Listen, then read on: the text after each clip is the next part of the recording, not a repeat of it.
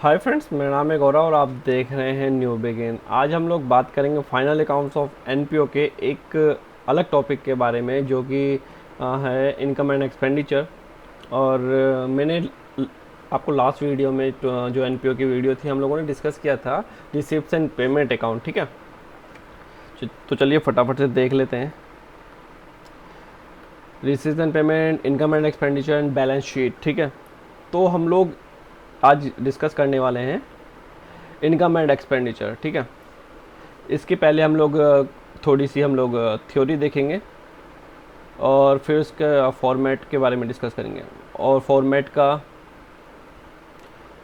एक एक पॉइंट मतलब कि हम लोग करने कोशिश करेंगे कि लगभग सारे हो जाएं। सब्सक्रिप्शन मैंने आप लोगों को ऑलरेडी करा दिया है। सब्सक्रिप्शन अगर आप लोगों ने नहीं देखा है तो नीचे मैंने डिस्क्रिप्शन में उसका लिंक शेयर कर दिया है, आप पहले सब्सक्रिप्शन देख लीजिए। क्योंकि कुछ चीज़ें इसके अंदर ये थोड़ा सा एडवांस है। जैसे जितना आसान रिसिप्ट एंड पेमेंट था, उतना ही आसान तो नहीं कह सकते, लेकिन थोड़ा सा 10% बस ये थोड़ा एडवांस है। उसके बारे में हम लोग डिस्कस करेंगे। एक चीज़ मैं आपको बताऊंगा, ठीक है, तो पूरी ध्यान से सुनिएगा। तो चलिए हम लोग शुरू करते हैं। सबसे पहला है an income and expenditure account is a final account like a profit and loss. ठीक है, अभी जैसे कि हम लोगों ने रिसिप्ट एंड पेमेंट किया था वो था, तो मैंने आपको बताया था उसके अंदर कि ये जस्ट लाइक जैसे हम लोगों ने 11th क्लास में कैश बुक किया था, वैसे ही था रिसिप्ट एंड पेमेंट। लेकिन इनकम एंड एक्सपेंडिचर बिल्कुल सेम तरीका है जैसे कि हम लोग प्रॉफिट एंड लॉस अकाउंट बनाते हैं। ठीक है, which show the classified summary of revenue, income, revenue expenses and losses. मैं एक बार यहाँ पे लेजर पॉइंट ले लेता हूँ तो ज़्यादा ठीक रहेगा। ठीक है, लॉसेस फॉर, शुरू से पढ़ लेता हूँ जब तो ज़्यादा ठीक रहेगा दोस्तों। Which show the classified summary of revenue, income and revenue expenses and losses for current accounting period along with the surplus and deficit। अब एक चीज़ अगर आपने ध्यान दिया हो, मैंने कुछ चीज़ें यहाँ पे ऐड ऑन की है। जैसे कि आप कर रहे हो ना, देखो मैंने इसको हाईलाइट किया हुआ है। यार पेन का कलर दिखाई नहीं दे रहा है ना। हाँ, ये देखिए, एक पॉइंट आ रहा है यहाँ पर कि current accounting received and payment की तरह नहीं है कि भाई अगर ट्रांजैक्शन हुई तो हम लोग रिकॉर्ड करेंगे। नहीं नहीं नहीं, नहीं ऐसा नहीं है। ये सिर्फ और सिर्फ रिकॉर्ड करता है करंट ईयर के, अगला पिछला नहीं देखता। भाई पिछले साल क्या ट्रांजैक्शन हुई थी या नहीं हुई थी, इस साल मिल रहा है या नहीं मिल रहा, अगले साल के लिए पेमेंट हो रही है या फिर अगले साल का इस साल मिल रहा है, एडवांस मिल रहा है या फिर आप एडवांस पेमेंट कर रहे हैं, इनकम एंड एक्सपेंडिचर को कोई मतलब नहीं है। मतलब सिर्फ एक बात से है, वो है ट्रांजैक्शन करंट ईयर की होनी चाहिए, चाहे वो ड्यू हुई है या फिर पेमेंट हो गई या फिर रिसिप्ट हो गई है। देख लेते हैं क्या क्या है। It is debit with expenses and losses. जो भी आपके लॉसेस होंगे या फिर आपके खर्चे होंगे, वो सारे के सारे डेबिट ये करते हैं। ठीक है, जो भी खर्चा हुआ, जो भी पेमेंट गई, पेमेंट नहीं सॉरी पेमेंट नहीं, पेमेंट की मैं बात नहीं कर रहा क्योंकि वो तो रिसिप्ट में पेमेंट का आता है। ये खर्चे एंड लॉसेस के बारे में बात कर रहा। ठीक है, खर्चा एक्सपेंस हो या फिर लॉसेस हो। ठीक है, it's credit with the income. अगर आपको कोई इनकम हो रही है तो आप क्रेडिट साइड में आप उसको, अगर होती है या हो रही है तो उसको आप लोग क्रेडिट साइड में करेंगे। ठीक है, अरे 2 बार लिखा गया, चलिए कोई बात नहीं। It is a nominal account like a profit and loss. आपको कुछ याद आ रहा होगा नॉमिनल अकाउंट से, कुछ याद आया आपने 11th क्लास में याद किया था सबसे शुरुआत में, गोल्डन रूल्स ऑफ, नहीं नहीं ये तो फोटो के नीचे चला गया, थोड़ा इधर लिख लेते हैं, हटाते हैं इसको। गोल्डन रूल्स फ्रेंड्स, यहाँ लिख लेते हैं गोल्डन रूल्स। उसमें था, एक था पर्सनल,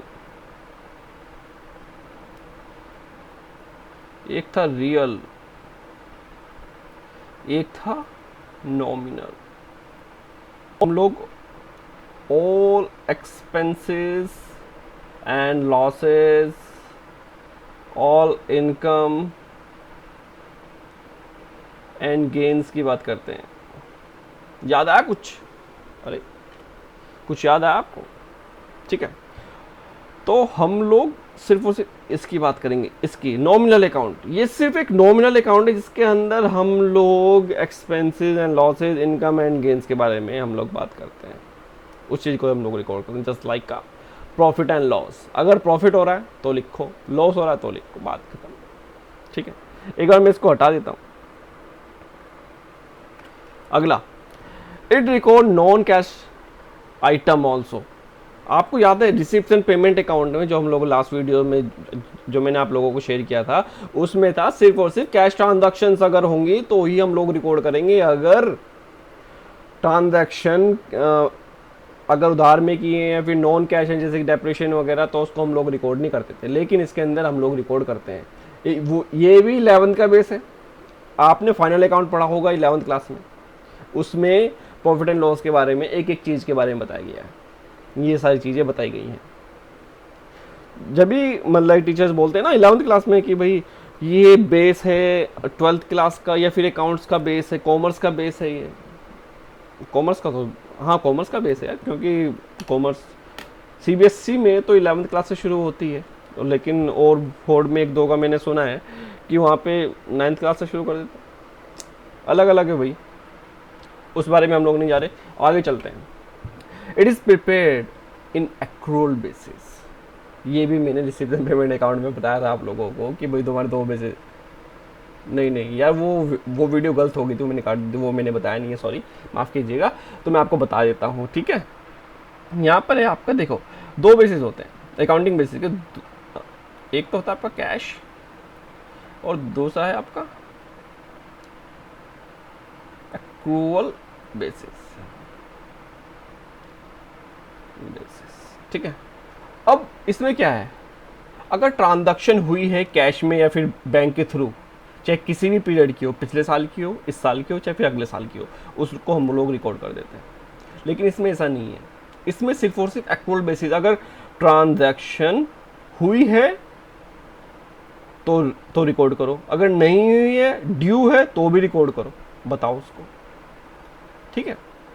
कैसे कि भाई अगर हमें 10,000 रुपये की कहीं से इनकम आनी थी, वहाँ से अभी तक हमारे पास 8,000 रुपया ही आया है, 2,000 रुपये अभी आउटस्टैंडिंग है, तो 2,000 रुपये भी आपको दिखाने पड़ेंगे, यानी कि टोटल इनकम हमारी 10,000 की। इस तरह से कुछ एक एक चीज़ हम लोग, आपको तो पता ही है कि एक चीज़ हम लोग डिस्कस करते हैं। चल अरे अभी आ गया, चलिए ठीक है। अब सीधा पहुँचते हैं इसके फॉर्मेट पर। ये थोड़ा एक मिनट रुकिएगा, अब क्लियर है। Income and expenditure account for the year ended on, चलिए लिख लेते हैं येलो कलर, येलो ब्लैक पे येलो ज़्यादा हाईलाइट हो रहा है, तो मैंने 31 मार्च 2020, ठीक है। अब यहाँ पर मैं आपको कुछ चीज़ें अलग से, हो सकता है कि भाई कुछ जैसे कि डेप्रेशन, वो आपको ना सब्सक्रिप्शन है, मैं सब्सक्रिप्शन यहाँ पे मतलब मैं नहीं बताऊँगा, से मेरी वीडियो में मैंने बना चुका हूँ, ठीक है, आप वहाँ से देख सकते हैं। लेकिन मैं आपको यहाँ पे सैलरी एंड वेजेस के बारे में थोड़ा बताऊँगा। सैलरी में क्या है भाई, ठीक है भाई, आपने जितना पे किया इस साल, वो एड आउटस्टैंडिंग एट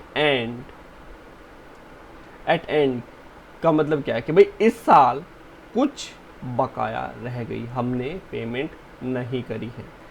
एक मिनट रुक जाइए, पहले मैं एक चीज़ जो शॉर्टकट बच्चे देखते हैं, इनकम एंड एक्सपेंडिचर है ना, तो यहाँ पर ये एक्सपेंडिचर है, ये इनकम है, ये इस तरह से क्रॉस चलता है, हमेशा याद रखना। यार फोटो, हाँ अब ठीक है, अब ठीक है, क्रॉस चलता है मेरे दोस्तों, क्रॉस, ठीक है। ये हाथ यार कैमरे का थोड़ा सा फर्क सा पड़ता है यार, हाँ अब ठीक है। ठीक है, क्रॉस चलता है, इनकम एंड एक्सपेंडिचर है, इनकम इधर, एक्सपेंडिचर इधर, इस तरह से। ये तो यार कुछ डायलॉग मतलब कि किसी मूवी का है ये सीन, मुझे तो ये कोई मतलब कि था यार, मुझे याद नहीं आ रहा, लेकिन अगर आप को याद होगा कुछ मूवी का तो मुझे कमेंट करके बताइएगा कि कौन सी मूवी का है। चलिए आगे बढ़ते हैं। तो आउटस्टैंडिंग अगर इस साल का, अगर जैसे कि हम लोगों ने किसी को 10,000 रुपये पेमेंट करनी थी, लेकिन हम लोगों ने पेमेंट करी अभी 8,000, तो 2,000 रुपये इस साल का आउटस्टैंडिंग रह गया। तो वो आउटस्टैंडिंग एट एंड वो यहाँ पर आ जाएगा मेरे दोस्तों, ठीक है, उसको हम लोग ऐड कर लेंगे।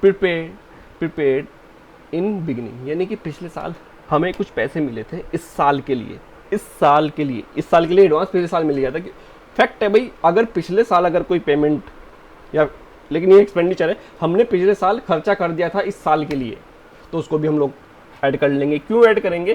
क्योंकि वो खर्चा इस साल के लिए था, पिछले साल के लिए नहीं, ठीक है। प्रीपेड एट एंड, ठीक है, हमने भाई अगले साल के लिए अभी खर्चा कर दिया, हमें पता है कि भाई अगले साल हमें ज़रूरत पड़ेगी, थोड़ा सा एडवांस दे दो, तो उसको हम लोग लेस कर देंगे। क्यों लेस करेंगे? क्योंकि हम लोग इस साल का ही एक्सपेंस हम लोगों ने निकालना है, पिछले साल का नहीं। हम लोगों ने इस साल कितना खर्चा किया, अगर हमने जो खर्चा अगले साल के लिए किया है, अगले साल के लिए अगर हम लोग खर्चा कर रहे हैं तो वो अगले साल में ऐड ऑन होगा, इस साल में नहीं। खर्चा किया है लेकिन वो खर्चा इस साल का नहीं, क्योंकि हम लोग एक्रूअल बेसिस चल रहे हैं। इनकम एंड एक्सपेंडिचर में हम एक्रूअल बेसिस पर हम लोग काम करते हैं, जो इस साल का खर्चा है उसको ही हम लोग ऐड करेंगे, वरना नहीं करेंगे। एक है लास्ट, वो है आपका less outstanding in the beginning. भाई पिछले साल कुछ बकाया रह गया था, पिछले साल हम लोगों ने कुछ पेमेंट नहीं करी थी, तो इस साल पेमेंट कर देते हैं। तो क्या आप मुझे बताइए, क्या वो जो पिछले साल बकाया रह गया था इस साल आप लोगों ने पेमेंट करी है, तो इस साल का खर्चा है वो? नहीं ना, वो खर्चा पिछले साल का है, तो आप लोगों ने पिछले साल उसको ऐड ऑन कर दिया होगा। जैसे कि यहाँ पर लिखा है मैंने आउटस्टैंडिंग एट एंड, तो वैसे ही पिछले साल की उसमें लिखा गया होगा आउटस्टैंडिंग एट एंड, ठीक है। फिर आता है रेंट रेट एंड टैक्सेस, जो खर्चे हैं, insurance premium, depreciation on furniture and sports equipment, book and periodical, ठीक है, ऑडिट फीस। हाँ, एक चीज़ और मैं बता दूं, कुछ बच्चे कंफ्यूज हो जाते हैं बुक्स एंड पीरियोडिकल्स में कि भाई ये हम, अगर आपकी बैलेंस शीट में एक बार देख लेना, अगर बैलेंस शीट में लाइब्रेरी का कुछ एग्जाम, मतलब कि वो क्वेश्चन अगर लाइब्रेरी का है और आप बुक परचेज कर रहे हैं, तो वो आपका एक्सपेंडिचर नहीं, वो आपके सेट बन जाएंगे, क्योंकि अगर आप बुक खरीदते हैं तो लाइब्रेरी में रखेंगे। बहुत कुछ क्वेश्चन में मैंने ऐसे केसेस देखे हैं कि उन्होंने लाइब्रेरी का मतलब एनपीओ बना रहे थे वो लोग।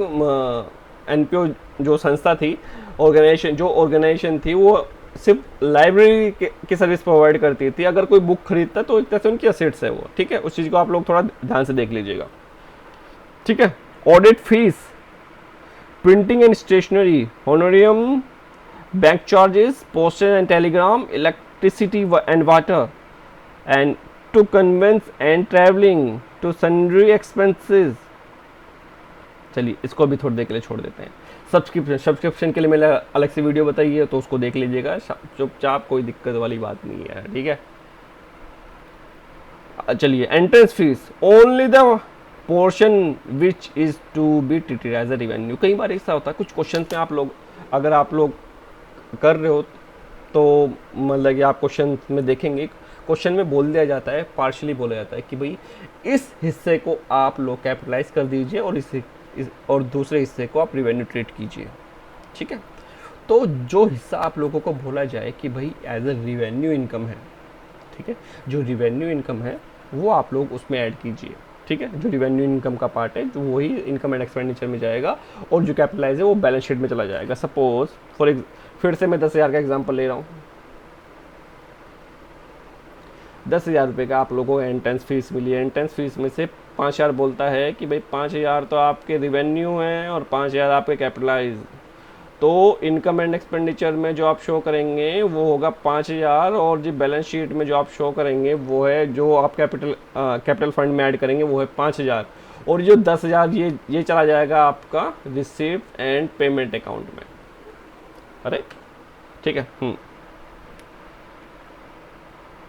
चलिए आगे देखते हैं। जनरल डोनेशन एंड लेगेसी, इधर आ जाएगा। लाइफ मेंबरशिप फीस, वही बात जो मैंने आप लोगों को यहाँ पर बताई थी, वही बात नीचे बोली गई है। जितना पोर्शन है मतलब उसके अकॉर्डिंग हम लोग काम करेंगे as per question. Profit from annual dinner, कई बार ऐसा होता है कि भाई आप लोगों के पास बजट है, सपोज मुझे 1,00,000 रुपया खर्च करना है एनुअल डिनर के लिए, सभी मेंबर्स को बुलाना है और सबको डिनर कराना है, ठीक है।